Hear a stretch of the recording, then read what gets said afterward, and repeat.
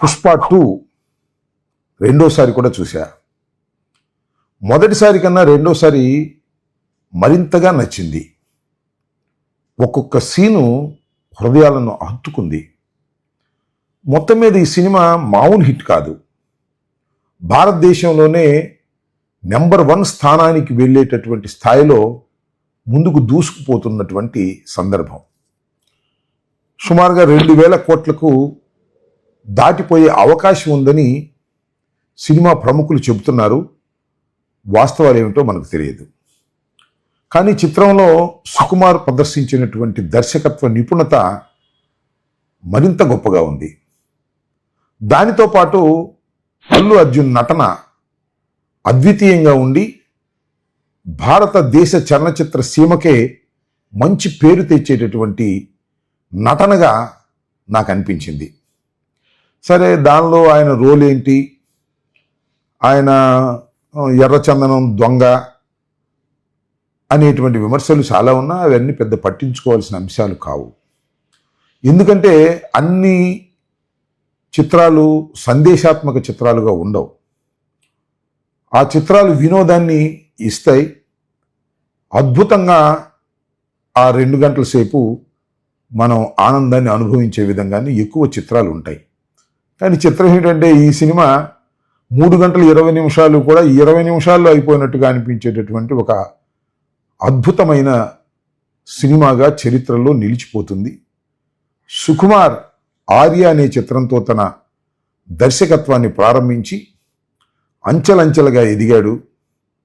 నాన్నకు ప్రేమతో అనే చిత్రాన్ని కానీ, రంగస్థలం అనే చిత్రాన్ని కానీ తీసి మెప్పించి నటులకు కూడా నటనని కొత్తగా నేర్పి ఇవాళ తెలుగు చలనచిత్ర సీమలో వెండి తెర మీద అర్జున్ని ఒక అద్భుతమైన నటుడుగా తీర్చిదిద్దాడు అనడంలో ఏ విధమైన సందేహం లేదు.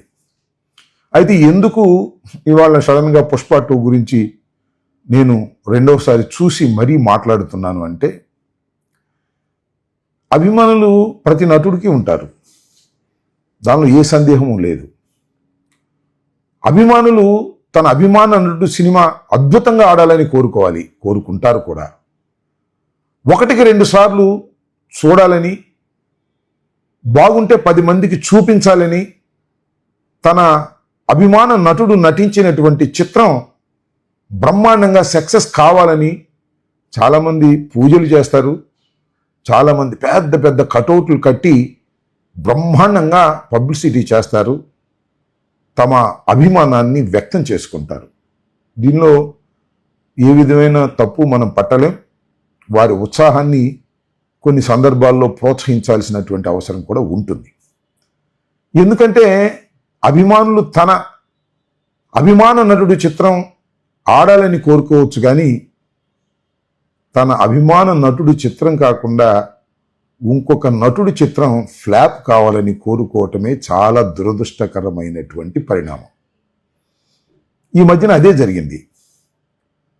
పుష్ప సినిమా రిలీజ్ అయినప్పుడు కొందరు అభిమానులు, అంటే పుష్ప అభిమానులు కాదు, అల్లు అర్జున్ అభిమానులు కాదు, మరొక నటుడు అభిమానులు ఈ సినిమా ఫ్లాప్ కావాలని కోరుకున్నారు. దురదృష్టం. ఈ సినిమా చూడొద్దని సందేశాలు పంపారు. ఈ సినిమా అట్టర్ ఫ్లాప్ కావాలని కోరుకున్నారు. ఇది విపరీతమైన ధోరణి, వెర్రి తలల ధోరణి. ఈ ధోరణి సినిమా అభిమానులకు మంచిది కాదు, సమాజానికి కూడా అంత మంచిది కాదు. పుష్ప సినిమా ఆడకూడదని కోరుకున్నటువంటి దురభిమానులు కొద్దిగా ఆలోచించుకోవాల్సిన అంశమని కూడా ఈ సందర్భంగా నేను చెప్పదలుచుకున్నా. ఒక విషయాన్ని ఇంతకు ముందు కూడా నేను చెప్పా ఒక సందర్భంలో, సినిమా బాగుంటే ఎవరిదైనా ఆపలేరు, బాగోపోతే ఎవరిదైనా ఆపేస్తారు. ఇది ప్రేక్షకులు నిర్ణయించేటటువంటి అంశం. ఇక్కడ ఇంకొక విషయాన్ని కూడా చెప్పాలి. గేమ్ చేంజర్ ఈ సినిమా కూడా చాలా భారీగానే నిర్మించారు. పుష్ప అంత కాకపోయినా 300-400 కోట్ల రూపాయలు వెచ్చించి చాలా ప్రెస్టీజియస్గా సంక్రాంతి పండుగకు రిలీజ్ చేశారు. దీని దర్శకుడు కూడా చిన్నవాడు కాదు, శంకర్ తమిళంలో తన సినిమా రంగాన్ని ప్రారంభించి అద్వితీయమైన స్థాయికి ఎదిగాడు.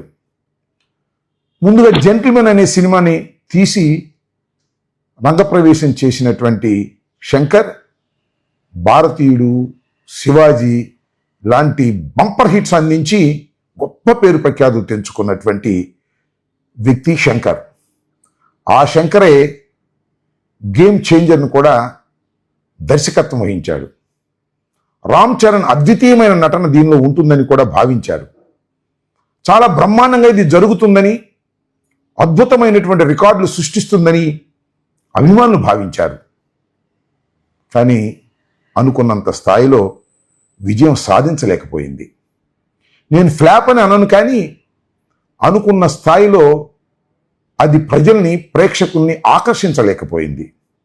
శంకర్ లాంటి అద్వితీయమైనటువంటి దర్శకుడు తీసినటువంటి చిత్రం కొద్దిగా వెనకబడిపోవటం కొంత దురదృష్టకరమైనటువంటి అంశం.